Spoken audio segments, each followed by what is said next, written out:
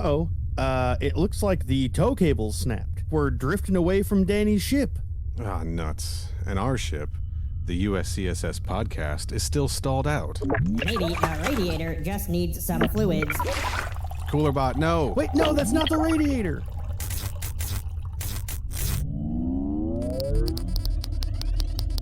Whoa. It works. We're back online. Huh. On top of that, looks like the autopilot's also re-engaged, and actually, it's not letting me switch it over to manual. That's great. Well, at least we're running. What's our course? Ow. It says here LV695 again. Shit. I better find my jacket. I'm gonna go find Bob and see if he's, like, even still alive.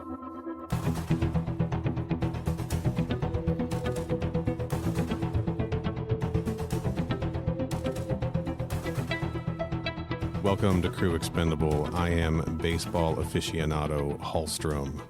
And I am big like a dragon guy Rohrbacher. And we are the metaphorical USCSS Boreas rising from the depths of the Alien franchise. Nice. Love it. Hey, new year, new show, right? That's right. Yeah. Completely new show. We're overhauling it from the ground up. That's We're right. about, toasters now. It was the first thing I thought of. Exclusively toasters. Hamilton Beach, that other brand. I don't know. I can't think of any other brands either. You got me there. We got a lot of work to do for our toaster show. Maybe we should. That's right. Maybe we should talk about some Alien comics instead. That's probably more up our alley in comparison. Yeah. Sure. So this is the first episode we are recording in 2024, but the second episode released in 2024. Little peek behind the curtains, people. God, I've just been real busy and kind of under the weather, which you hear me say a lot. I should probably go to a doctor. Yeah, you do tend to get sick a lot. That's true. Yeah, it's sinus crap. That's how it goes. Anyway, before we get into our topic of discussion, Kenny, I want to give a shout out to our listener, Alfonso, who hit me up on Instagram talking about how much he loves the show. And hey, Alfonso, we love you too. That's right. Yeah. I co-sign that. Yes. We had a very fun Instagram conversation. He brought up an idea I want to pitch to you. I'm sure you're going to have thoughts about this. He asked the question. He says he's wondered if The Thing from John Carpenter's The Thing, right? If the thing came into contact with a xenomorph, who would assimilate whom? I'm going to give you his take first. I don't have a take because I have seen the thing several times, but I'm not like it's not committed to memory the way it is for maybe you and Alfonso is. He's given the edge to the xenomorph. He thinks it could overpower the thing. What about you? What do you think? Well, let's see. This is me definitely not stalling for time to open up the notes that I already took because I definitely did not already know this question was going to be asked. So I'm putting on my thinking cap and I'm going, Professional show. We do a professional show here. That's right. Yeah. Ultimately, though, I mean, I hate to be like, oh, I think The Thing would win because, like, I've gone on record that I like The Thing, like the movie, the most of any movie ever. So I don't want to be like, oh, I definitely think The Thing would win because I like the movie more. But, like, ultimately, what it comes down to is I think the fact that a thing doesn't really have a discernible, meaningful anatomy would probably give it the edge. Because as we've seen over the course of our, year and a half of doing the show so far, xenomorphs are not outwardly, instantly, immediately hostile towards things that are not viable hosts for their embryos. Yeah, that's a very good point. And the fact that the thing doesn't have a discernible anatomy leads me to believe that they would probably recognize that things are not viable hosts and would not immediately be antagonistic towards them. However, things are pretty much hostile towards everything. So I think a thing would be able to get a drop on a xenomorph, and the fact that, as they establish in the movie, a thing is not an a singular individual creature like a xenomorph is. It's like coral, where it's like thousands of cell organism individuals that are combined together into one body.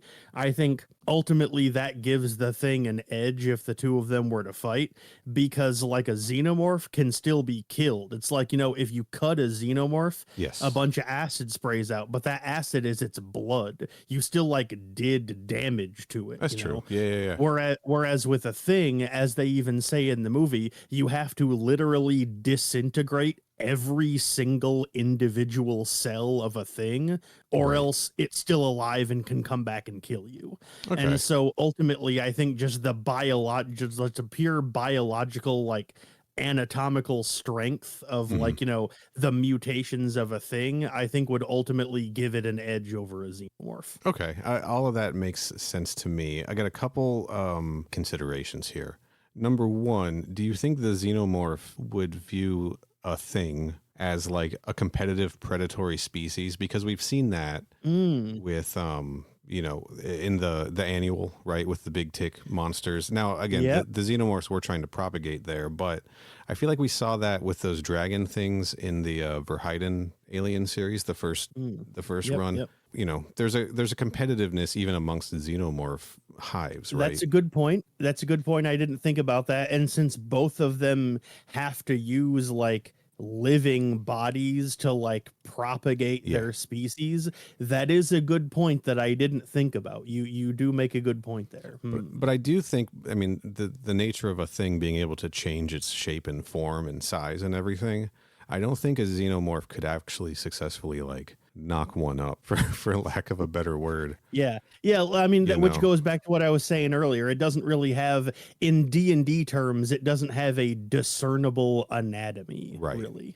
So, but in a knockdown drag out, I don't know. I guess it may depend on what other organisms that particular thing has come into contact with that might be viable, like competitors to the xenomorph, right? Like if that thing like touched a predator, right? Like a Yautja. Yeah. I'm not even going to try to say the name right. So, hey, folks, send in voice messages, mother@crewexpendable.net with proper pronunciation for the predator species, please. Because I'm just like floating out here confused. Anyway, if a thing like hit up a predator, I mean, we've seen predators kill xenomorphs left and right? We sure have. If that thing came in contact with that lone engineer from Fire and Stone, that thing was just piling up the bodies, you know? Sure was. So, I don't know. Yeah, Tough I mean, call. I mean, in my mind, like I said, the thing has the edge because a thing versus xenomorph, a xenomorph is one creature, whereas a thing is like thousands of them. Yeah. And so to me, like just the fact that like a xenomorph, like, you know, as you just pointed out with that Fire and Stone engineer, a xenomorph can just be like beaten to death. Sure. You can just punch it hard enough to kill it. Yeah. Whereas like a thing, you have to literally annihilate every single cell of its existence with fire, or else it will be able to come back. And I think it's like biological resilience like that. I just think that likely means that at the end of the day, it would come out on top. Yeah, I think I have to agree with you there. What about a xenomorph versus the Thing from the Fantastic Four? I'm giving the edge to Ben Grimm on this one too. I think he could beat the shit out of it. I think so. You think so? I don't think the acid's getting through that stone skin. Man, dude's tough. Well, I mean, I was under the impression that acid could melt stone. I don't think it can melt Ben Grimm's stone. I'm not an expert here. Also, the other thing, if Ben Grimm got face hugged, that chestburster ain't getting out of there. It's not strong enough. That's true. You know, it's just going to have to hang out inside. It might still be able to kill him, but it probably won't be able to break out. It had to climb out a different cavity. I guess that's another question. Like, is the stone that Ben Grimm is made of, is it exactly as strong as normal stone, or is it like stronger? I think it's stronger because like dude can like take a punch from the Hulk. You know, that's true. And the Hulk can punch a brick. That's true. Yes. The Hulk has punched many a brick and pulverized them. Yeah. All right. That's fair. That's a good point. Okay. I think you might be onto something. Yeah, I'm giving the edge to Ben Grimm here. Now, Alfonso did bring up another question Darth Vader versus Xenomorphs. And I said, how many Xenomorphs? And he said, maybe the Queen and like 10 drones. If the Xenomorphs have the element of surprise, I'm giving it to them personally. Mm-hmm.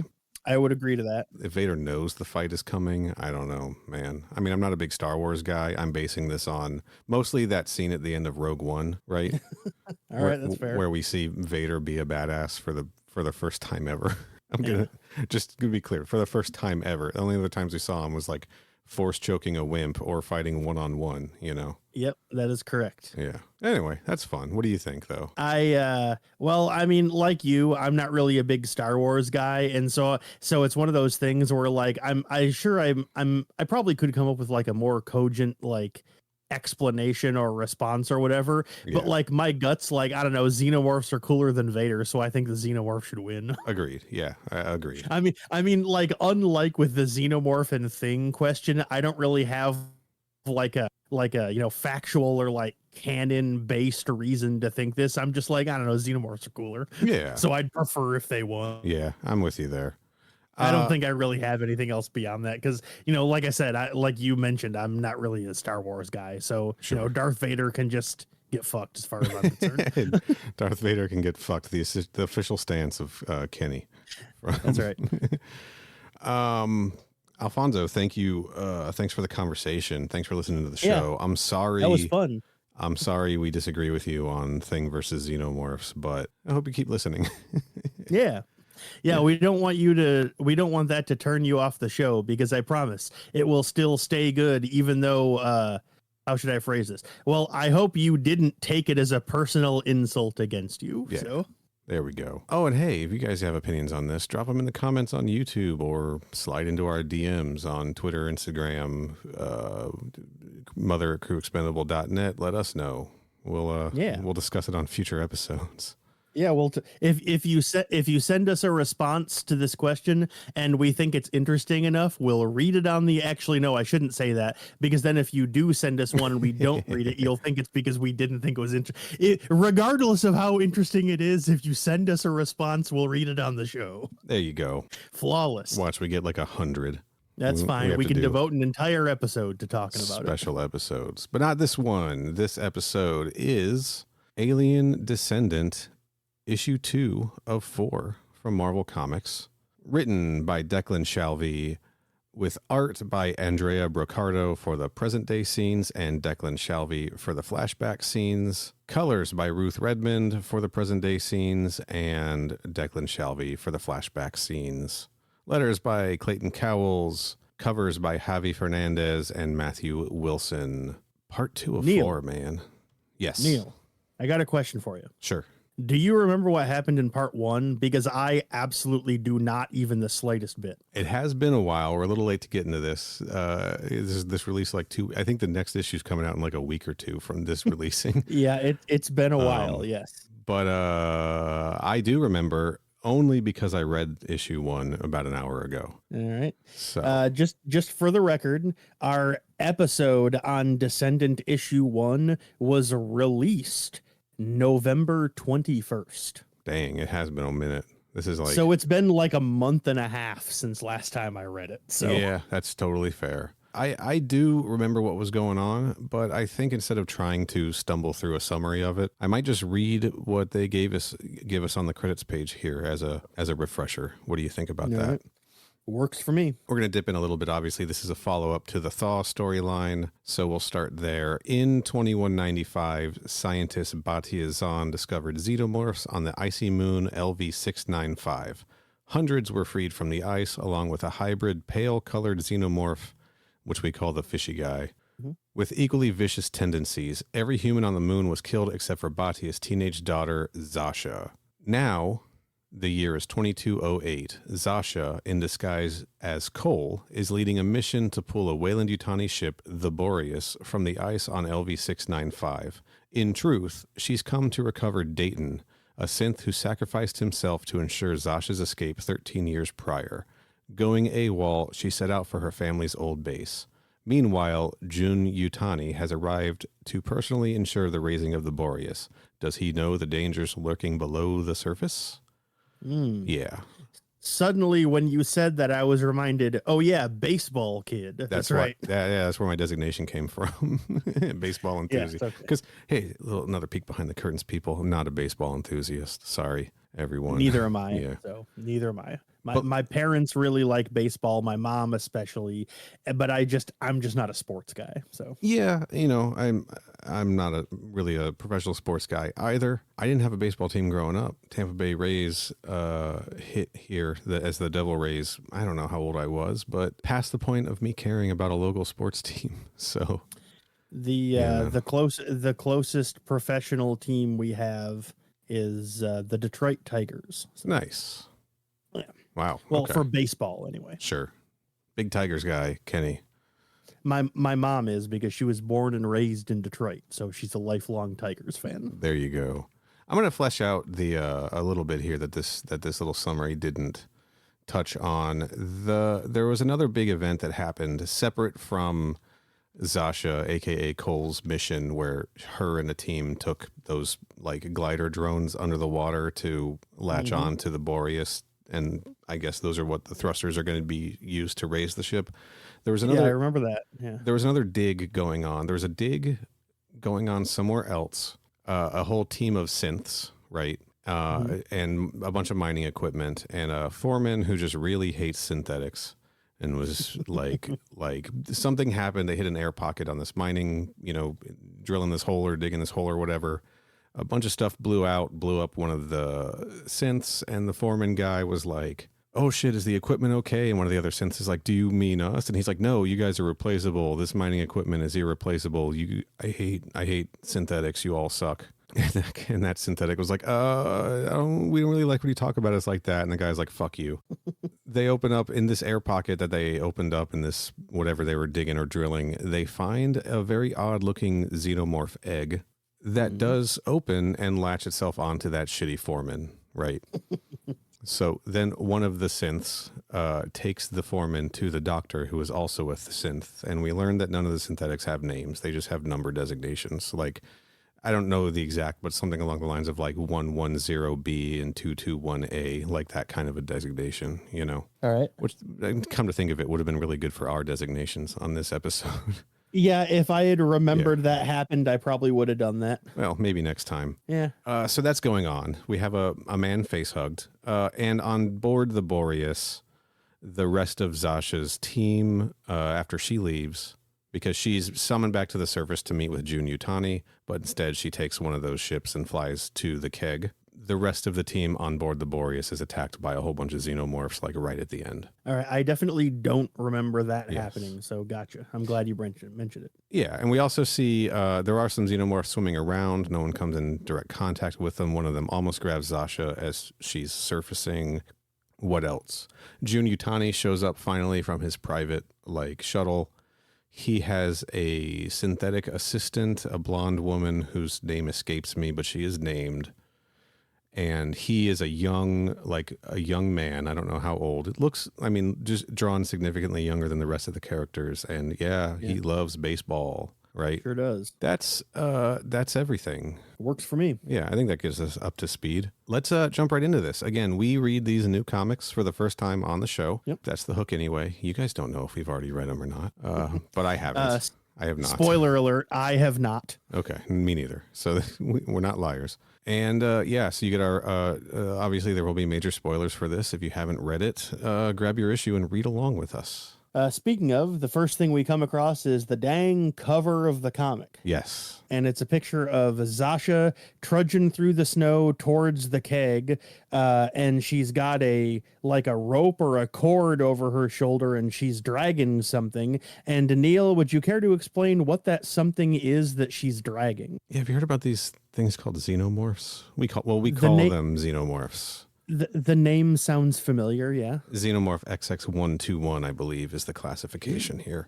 It's one of those guys, and it's fucking dead, and part of its arm is cut off, and it's bleeding green acid into the snow, and it's pretty fucking dope. Yeah, it's great. He's like lying there dead as hell. His mouth's open like, and he's like missing his left arm from just above the elbow down. Sure. And he's like lying in a pool of his own like green acid blood. But since like all of the blood is like right underneath him, it looks like he was just killed right then. Yeah, and like you can see like some steam or something coming up off his arm stump from the acid. I don't know. It's pretty dope.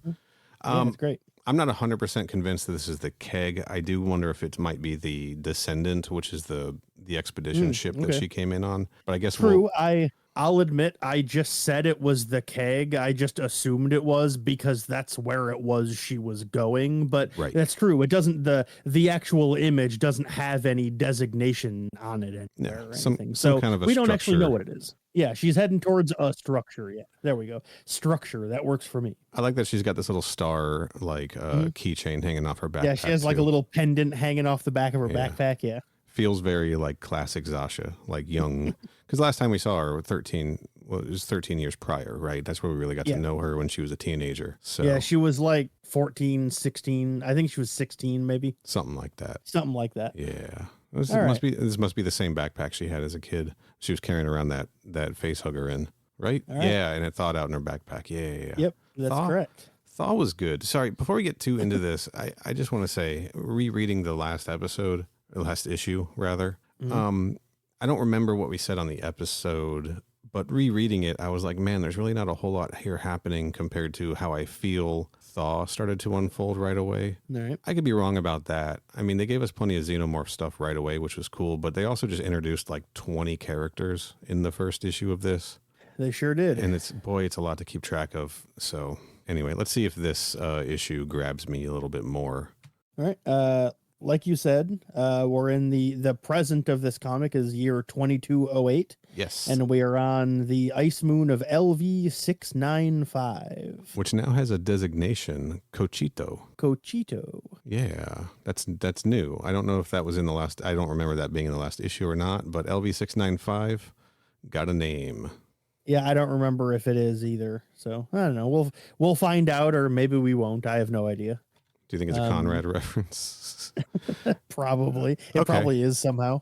So Cochito might mean little coconut. No. That's Coquito, pardon me, means little coconut. Cochito, according to, it's the Bing AI. Oh, no. No. Fuck. We can't believe anything he says. Cochito means cooking or digestion. It is revived from coco, which means to cook or to boil. It is the root of some English words such as coction, an obsolete term for digestion, and coccyx, the tailbone. The Latin word cochito was also used in ancient medicine to describe the process of purifying or altering the humors by heat or fermentation. So this is an ironic title, I guess. Yeah, I'm not really sure what that has to do with anything really, but all right, sure. Maybe we'll find out. But we're picking up with, I think, the people in charge of this dig. I remember the name Miguel from the last issue. Yeah, I do too. So we've got Miguel, a woman whose name escapes me, and we've got June Yutani and his AI, his Bing AI assistant. That's right. That is correct. Wasn't her name like Alice or something like that? Something like that. I'm sure he'll say it. I'm pretty sure she had like a regular person name. Yes. She wasn't named like those other synths from like the flashback stuff was, right, where they just had like a numerical, like she has an actual name. I just don't remember what it is. Oh man, am I remembering incorrectly? This is a mess, man. Were those the flashback scenes in the first issue? All of that synthetic stuff? I'm pretty sure, yeah. Okay. Well, there we go. Yes, they are. Yes, they were the flashback scenes. Okay. All right. I'm on board. So anyway, like we were beginning to say before we got, derailed by discussing logistics some more, which, admittedly, frequent occurrence around here. It's going to happen. It happens a lot. Where the present is the year 2208, which is where we are. We're on LV 695, designated Cochito. Yes. which and means, like you said, just kidding. and like you said, we've got Miguel and the gal with like the reddish blonde hair, Yeah. and then Jun Yutani and his sidekick. Yes. And they are monitoring the raising of the Boreas, right? Clamps are secured. Yep. Do you want us to board? He says, no, just bring it up. So Archer is one of the guys in one of these submersible glider things. Mm-hmm. I'm calling them gliders because they also fly in the air. They sure do. Yes. Miguel says, negative. Archer, Frank's team is already on board. So Frank was one of the guys who went on board with Sasha. Yeah. Lead the ascent, etc. Okay. All right, let's see. Meanwhile, Zasha is landing her glider at the keg. She sure is. The moon is different. I know it's changed over the years, and I've been gone longer than I lived here. But after all this time, it still feels the same. I like her moody sort of internal monologues that we're getting in this. Maybe I'm wrong, but there's an image here, like a close-up of her face, and it shows her with 4 earrings. Is that the same amount she had last time, or has she added some since last time we saw her? Since last issue? Yeah, well, no, since I mean since Thaw, because yes. I remember she had some earrings, but I don't remember if she had 4 then. I'm thinking she's probably added a few. I do like that her hair is the same color, this sort of like coral pink color. Like, it sure is, which I guess implies it's her natural hair color. Yeah. That's pretty rad. Which is fun. I like that. And she talks about how she lost everything on this planet, her home, her family, burned up to ash. She's out of the glider. She's got a weapon. She's dressed in her cold gear. She remembered her jacket, and she's trying to make her way into the wreckage of the keg. Oh, and she still has the star pendant dangling off of her backpack. Yeah. But now she also has a little like blue little round bird guy as well. Yeah, like a weird, like a little penguin or something. That's fun. That's fun. I like this. I like the style. Meanwhile, aboard the USCSS Boreas, Frank and everybody else has just been nested up. There's a whole ass nest inside the Boreas that they didn't discover last issue. Yeah, I don't remember that happening. Yeah. So there's a big xenomorph, a couple of them actually, just kind of like chilling out, going towards them while they're like resined up. I like that one of them's resined up upside down. Yeah, just kind of slapped him on there. Yeah, I like that. There's also a third guy over here on the other side, but he's not saying anything, so I don't know if he's alive. His face is all bloody and shit. Yeah. I wonder if he's part of he's wearing the same suit, so he must be part of their expedition, because there's still some like bodies and stuff that they found on board the ship last issue. So there's a thing that bugged me last issue. I know we talked about it, that when the Boreas was underwater, it was like very clearly laying on its side, but they were walking inside the ship as if it was right as if side it was up. Like so, I had completely forgotten that, but now that you mention it, yes, I do remember you pointing that out. Yeah, I guess we just have to assume there's still artificial gravity running inside this thing this many years later. I don't know, but this makes a little more sense to me, because like it doesn't look like we can't make heads or tail of what's up and down in this hive. Like there's a perceived down, and the person being cocooned upside down, it makes me feel like everything's just all topsy-turvy in here. I like it. We got and in the middle of the 3 of them that are resined up, there's 3 open ovos, but I only see 2 dead face huggers lying around. Yeah, same here. And boy, Frank's about to have a rough time. He sure is. He's not doing great. Yeah, he's exploding. And by not doing great, I mean he's getting killed by a chest burster. By the way, he is very quickly too. That is a very brief. He pretty much immediately wakes up and then dies. So here's the thing. Okay, the Boreas didn't sink that far away from the keg. It's been 10 minutes. Okay, it's been 10 or 20 minutes, I think, between the end of last issue and these events. So they got nested up, face hugged, and this thing got birthed very, very quickly. You guys know that this bugs the shit out of me. I don't. Yep, it sure does. I know I'm supposed to just get over it because there's environmental factors or whatever else, but come on. It's one of those things where they're like, when that does happen, it's annoying until they give like an in-canon explanation for why. Then we're like, oh, okay, it's fine. But like until they do, it's annoying, you know? Yeah, and I don't think that that there were like brief gestation cycles in thaw, and presumably this is the same species. I don't know if they've been propagating with the pale xenomorphs or something, and something has changed. Yeah. Who knows? Yeah, I don't know. I certainly don't. But it seems like it's been about 10 minutes. But yeah, anyway, and Frank's fucking dead as hell. And part of that time was capturing these people, dragging them back to a nest and cocoon, and resining them up to the walls. That's true. This is an efficient xenomorph on board the Boreas here. We are now cutting back to 2168. This is where all of that synth stuff was happening on the Clowley mining colony. This that I mentioned, that was in the last issue. They are operating on this construction foreman who the facehuggers dropped off. They've got it in a tube here. Looks like it, yeah. And he's saying, "Please help me." And they're like, "We're trying to." Mr. Daniels, that's his name.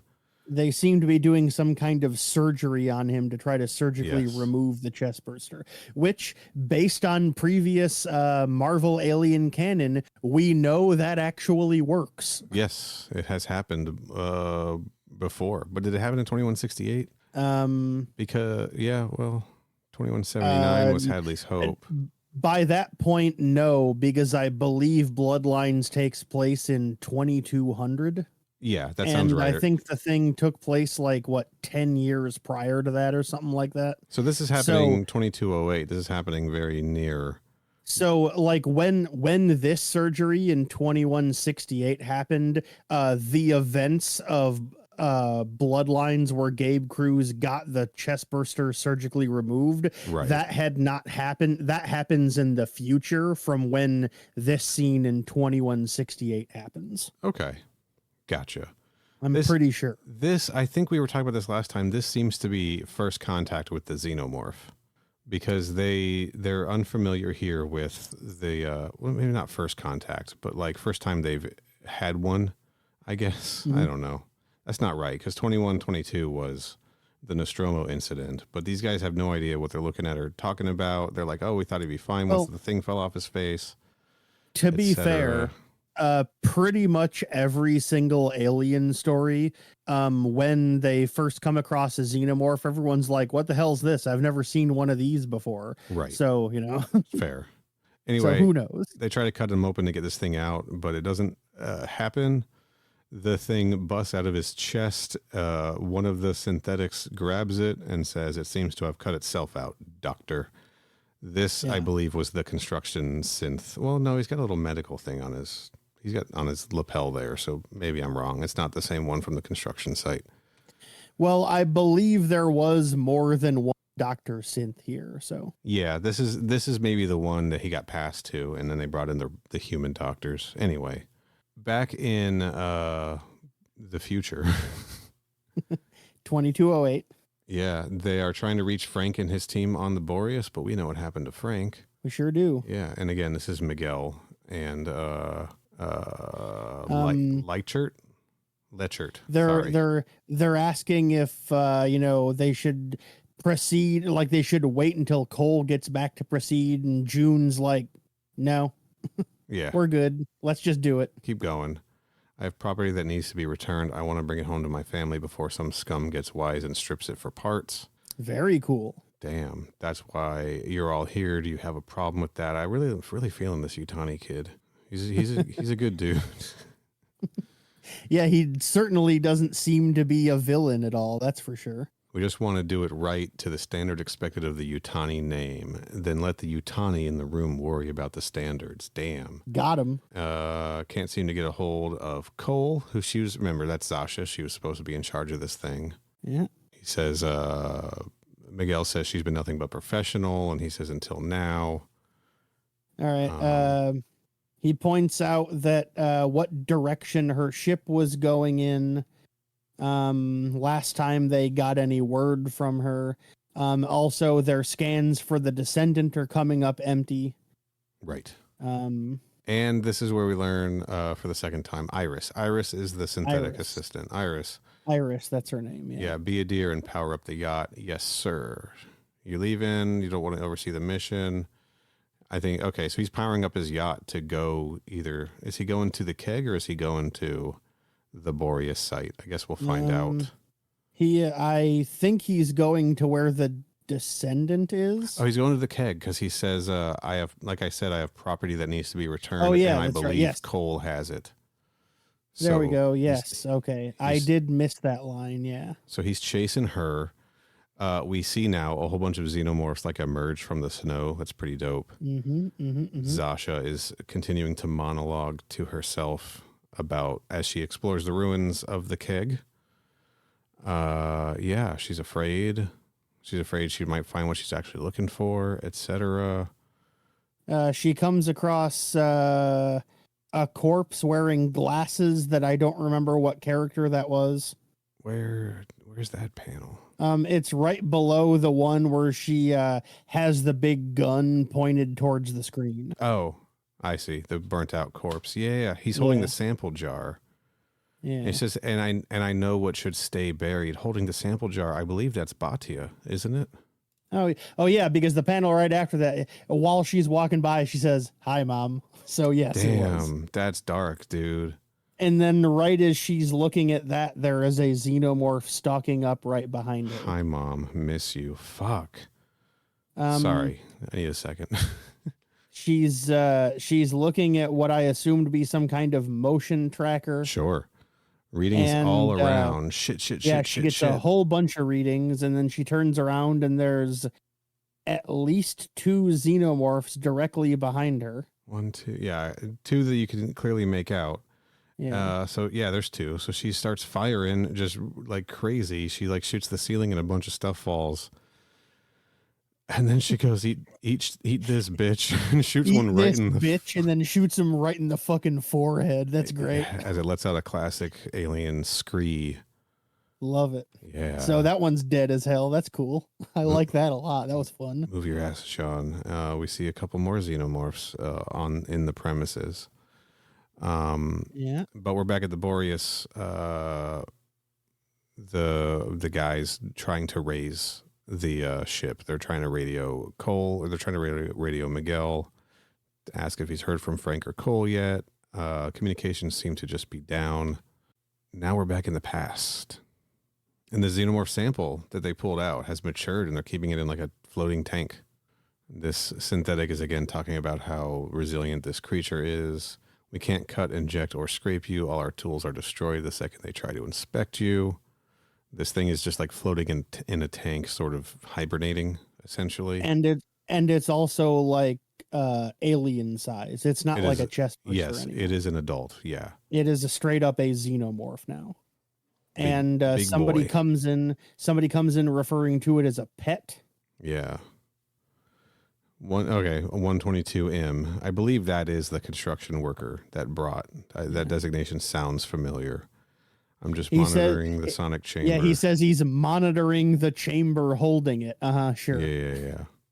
With the foreman unfortunately deceased, I'm filling in until the company deploys a new one. So this synthetic is in charge of this dig. Cool. Comments on how big the xenomorph got. Yeah, he says, "Yeah, it's incredible," and he responds, "That doesn't bother you?" Yeah, they lock it. They just good point. Yeah, so we spoke about this before. These synthetics, even though they're being treated as disposable, they are not like working Joes. They like have the full range of emotions and critical thinking that other comparable synthetics have had. For sure. They got to go on the list, don't they? The last time humans saw something like this is when they made us, and we all know what happened then. Damn. Got him. I'm gonna add a new column to our alien roll call, or our android roll call, if I can find the document. I could never find it.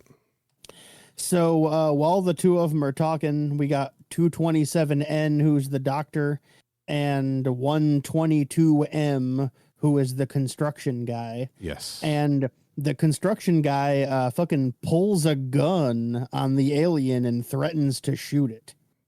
and he gets extremely mad and then breaks out of the glass to presumably attack him, but it cuts away after the glass breaks, and it cuts back to Zasha. 122M Descendant. Yeah, and 227N was the other one. 227. Okay. I'll fix the Yeah. formatting later, which means I won't. That's right. It's how it goes. It's fine, though. But yeah, it cuts back to Zasha, who's still wandering through the halls, and she comes across a Xenomorph just kind of like standing there, and I guess it doesn't know she's there. Yeah. And so she walks in, catches it off guard, and fucking unloads on it, and it's all like, "Ugh." Bop, bop, bop, bop, bop. Yeah. And it's dead as hell. says- And she goes, wow, that was easy. And then right as she was saying that, another one jumps down on top of her from above. But then gets blown away, but not by her. And then she turns around, and who is it? Fucking Dayton. Hell yeah. It's Dayton. After all this time, he's still alive, Still baby. got your back. Old habits. He's still in half. He's been bishoped, yeah. So his internal organs are coming out from where he got ripped in half at the waist. His legs are in the back, like wires and stuff coming out of them, plugged into all these machines. He looks like he's got wires coming out of his torso, plugging into like a power pack, like a big battery. Or something like that, yeah. Still got your back. Old habits. Next issue, Zasha and Dayton's family reunion. Damn, look at him. He looks so cool with his beard and his long hair and his his Terminator face. Also, side note, listeners, that's the end of the issue. Hell yeah. I am happy Dayton is back. Yeah. And then let's see the cover for issue 3. Yeah, we got Cool. that's a cool cover. Some big xenomorphs in the background. This is artistic. This isn't like in the foreground. Yeah, it's not like indicating they're really big xenomorphs. It's just like, a tableau, so to speak. Yes, and the foreground is Zasha with a flare or smoke or something. Maybe it's her. Maybe she's firing her weapon as she stands over a dead xenomorph, and she's tinted. Her and the dead xenomorph are tinted red and black. Very cool cover. It tells me nothing about what's going to happen in the next issue, except Zasha's going to fight some more xenomorphs. Yeah, that is correct, because turns out somebody fights xenomorphs in every Alien story, so this isn't really unique to this one. Damn. This issue flew by, man. It sure did. It went by a lot faster than I was expecting. It really, really did. I'm a little, I don't know. I'm not, man. So many times we've said this needs one more or one less or whatever. This is part 2 of 4. I just think that this is a very efficient story. I think that this is probably a very action focused story. I don't know. Yeah. I'm curious about where all these flashbacks to the past, how they are going to connect to the present. Right. Yeah. Do we know or remember, did they even say where those flashbacks take place? They said in this issue, a different mining operation, Clowley Mining Colony, 2168. I'm going to check in issue 1 if they gave us any indication of that also. Yeah, I'm just wondering, what planet does it take place on? All that kind of stuff. Oh, hey, Cochito, it was, LV695 was designated Cochito in issue 1. Planet, okay. Yes, planet HD 202206BK in the Outer Veil. 2168, the mining colony Clowley, subsidiary of Wayland Yutani Corporation. Okay. So it is a different planet altogether. Okay, gotcha. Different planet altogether. So I am curious about how it's going to tie to this story.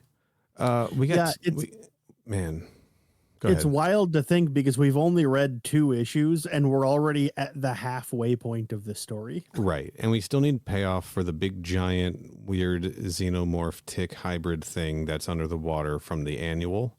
Yeah, that hasn't shown up yet either. And we need, maybe we don't get payoff for that, but we should, right? They set it up. It's cool, and I want to see what it's all about. Also, speaking of which, do you have a copy of the annual handy? Yeah, it's digitally. Yeah, I will have it in a few seconds here. The reason I bring it up is because, like, you remember how at the end of the annual there was like that montage of like showing all of the time passing on the surface of that planet. Yes. Is one of those montage times 2208 when Descendant takes place? Let me see. That's at the end, right? Yeah, near the end, yeah. 2189, 2195, 2203. The last one is the year 2208, and it is as the Boreas is sinking into the water.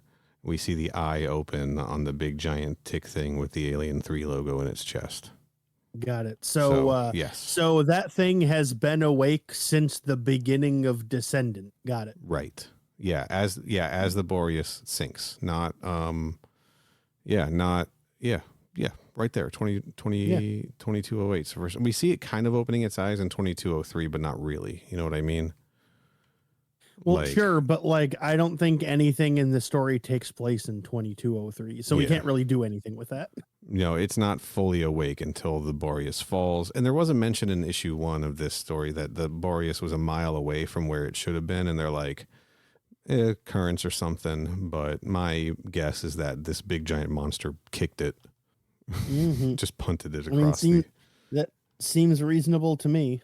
Yeah, man, this art in this annual was pretty sick. Regicide. But yeah, like you said, the appearance of Dayton is how it ends. Then we got the cover, and unfortunately for all the listeners out there that loved the discussion from last time, there were not any comments on this comic on the page that I'm using. Oh, boo. Yeah, tell me about it. Were there any more comments for Wolverine versus Predator? We could talk about I didn't think to look. Don't worry about it. Okay, so, I won't then. Man, I'm really curious as to what's going on this Outer Veil mining operation, because it really does seem like this might be the first. They're really setting this up to be like one of the first specimens Weyland-Yutani has. The fact that it's synthetics who have found this thing and captured the sample, and the synthetic is sitting there talking about how they don't know anything about it, really makes me think that, if this was the second specimen, right? Then I feel like the synthetics would all know about it. Like Weyland-Yutani would have put that into like their guys who are working on these things, like that information, like how Ash had information. Well, I guess he didn't really have information, did he? He just knew to go to the planet and shit. Yeah, he was told to go there. Yeah, I'm not sure if he knew why he needed to, but yeah, but again, he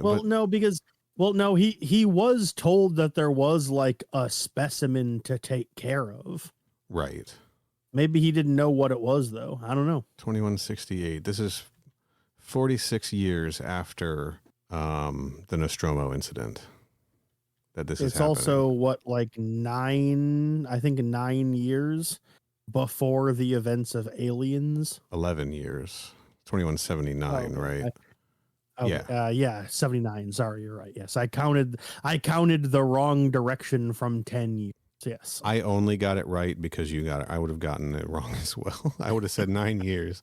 I only fair enough. Was looking at the numbers and did the counting. Fair enough. Yeah, we're not here to do math, people. But god damn it, am I sitting here trying to do a whole bunch of fucking math? I'm sorry, I have to figure out this Gabriel Cruz shit too, because in Thaw, well, they knew about Alpha. Well, like I said, the present of Bloodlines takes place in the year 2200, but the flashback stuff where it's like don't open dead inside or whatever it was that Bishop wrote on the thing. I know that's a Walking Dead reference, whatever, but whatever it was he wrote, like alien side or whatever it was, when he went on the mission and got impregnated by the facehugger in the first place, and then they removed it. Yeah. I don't remember how far back from the present of 2200 those events took place, but I'm pretty sure they were after the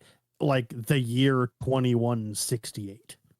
Yeah, we're never going to figure this out because I don't have that downloaded, and boy, I don't want to. We'll check in on it next time. I guess we could just Google it, right? Well, hold on. Give me a second. I can look it up right now. I got it right here. I have the issue in front of me as we speak. I'm opening the Xenopedia. Yeah, I just well, that's probably going to be quicker than me finding it. 2200. You were exactly right about the number. Well, I remember that's when the present was. I'm just trying to remember when his flashback stuff happened. Yes. I don't even remember what issue that happened in. Chestburster. Where we were told it. Alien side. I can't believe we're digging through this fucking. It's fine. Okay, well, I'll just go to Gabriel Cruz's wiki page. Because remember, the events of the first Alien Annual, the one that he was in, 2180. Okay, 2180, so a year after Alien. Because the flashback stuff where he got impregnated and they removed it was 20 years prior, but the flashback events of Alien Annual #1 that Cruz was in was only 7 years prior to the present. Prior to the Bloodlines story. So 2193 is when that took place. But the flashback stuff was 1 year after the events of Aliens. So yes, the flashback stuff in Descendant had already happened by the time Cruz went through all. So what we're presumably seeing on this Outer Rim mining operation is the actual first time Wayland Yutani got a Xenomorph. The Alpha is just called the Alpha. Maybe it's the first one that they successfully removed from a human, right? And that's why they called it the Alpha. But I mean, could be. Maybe it's the Alpha because it was like, the first one that like that laboratory got their hands on, maybe. Right. But yeah, your guess of this is like First Contact. Well, no, it couldn't be First Contact because we've seen First Contact. Well, but we know that the Nostromo only went there because the space jockeys sent them there because they needed Blue Chew. True. Right. True. So that's nobody's really survived that encounter except Ripley. So this is the thing actually. So like Wayland didn't get there. Yeah. First Contact is incorrect, but this is maybe first successful capture. Maybe we're seeing the first time that Wayland Yutani successfully got a hold of a Xenomorph. I think so. That tracks. Until somebody else does one sooner. Even though at the end of this issue, it breaks out, so presumably they don't have it anymore. But until the Alien TV series, which is supposed to happen in the near future, comes out, because they did say there will be Xenomorphs in that, right? There certainly will be, yes. But I guess that's going to be interesting. I guess it doesn't really mean that they capture one. Anyway, I don't know.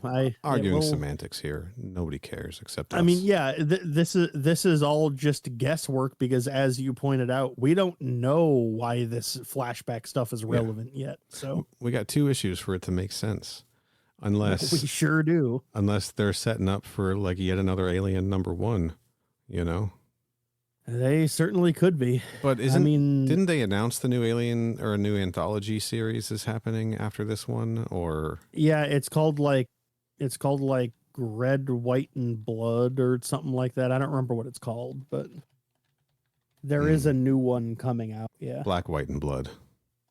White, and Blood. Red, White, and Blood would be a little redundant. That comes out February. Yeah. So next month. Yeah. Cool. So I guess that must be, is that a one anthology series? So this is like, okay, so they've done this before. That's why it sounded so familiar. They did like Wolverine, Black, White, and Blood. They did that for an anthology series. They did it for Moon Knight, I think. And Deadpool, it's like Carnage. A thing that Marvel does. Yeah, it's like a thing that that Marvel does, that now they're just doing it for Alien. Right. So this is just an anthology one shot or an anthology series. It's not like the new Alien series necessarily.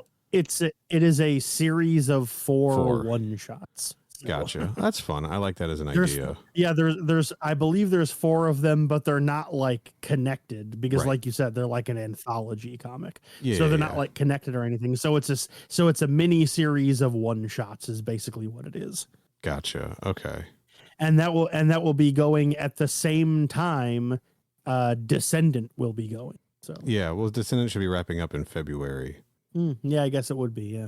So, all right, look forward to Yeah, that. so it seems like issue 4 of Descendant will be coming out at around the same time issue 1 of the anthology will be. So. Nice. At least it has a subtitle, and it's not just Alien number 1. That's right. Yeah. Tell me about it. Well, I'm actually kind of looking forward to digging into that, to doing an anthology series, a bunch of one-shots. I like that idea. I do wonder how rewarding each story will be, considering the other Aliens, the Aliens Aftermath one-shot. I guess it was pretty good, right? I didn't really have a problem with it. It was fine. Yeah, it was weird, right? It That was Alien, black, white, and green. I don't know. Some joke out there about it glowing. Yeah, I got you. Don't worry. Well, Kenny, Happy New Year. I think we should wind down. Yeah, it's been like a week, but Happy New Year. Yeah, man. And hey, Happy New Year to all the listeners out there. That's right. Even though it'll be like, something like almost 2 weeks late, but still. I've had 2 cups of coffee, and I feel like you can tell. Good work. Hey, crew. Future Neil here. Hey, crew. Future Neil cutting in here to say that we were originally planning on doing the Alien Resurrection game stream next, but I've had a heck of a week, and we weren't able to get that together. And Alien Descendant issue 3 came out, so our next episode will be Alien Descendant issue 3. After that, I think we'll be diving into the Alien Resurrection video game and doing a live stream on our YouTube channel. So if you haven't followed us there, go ahead and follow us, youtube.com/@crewexpendable. And now be amazed how that YouTube plug flows seamlessly into the previously recorded episode content. Kenny, where else can people find us on the internet? Well, like you said, we're going to be on YouTube. youtube.com/@crewexpendable. Our website is crewexpendable.net. You can email us at that website, and that is mother@crewexpendable.net. We're on Blue Sky at crewexpendable. We're on Twitter at crewexpendapod, and we're on Instagram at crewexpendablepod. Yeah, I love the consistency. Hey, we got what we could take. All right. Sure. I'm on most things at Final Neil, and you can find links to those things, including my other podcast, at finalneil.com. It's just a link tree, guys. It's not like a big deal. Kenny, where can people find you online if you want them to? Pretty much everywhere that I have an account, I use the same handle for basically everything. That handle is at CYHOBBEZ. Like you, Neil, I pretty much use the same handle for everything. So Smart. if you're on a site and you go, I wonder if he's on here, do a search for that handle, and if I'm on there, I'll probably pop. Click those people buttons in the episode description. You'll find links to these things and a link to Kenny's author page on the hard drive. You sure will. I didn't have anything clever or funny to bring up about that because, to be honest, I didn't know you were going to mention it. But yes, that is true. You can do that. Go read Kenny's hard drive articles while you can. Ooh. That's right. They seem to be okay now that they launched the Patreon. Fingers crossed. Yeah, they're probably going to be fine. Yeah. Who knows? So until next time, stay frosty. Stay frosty.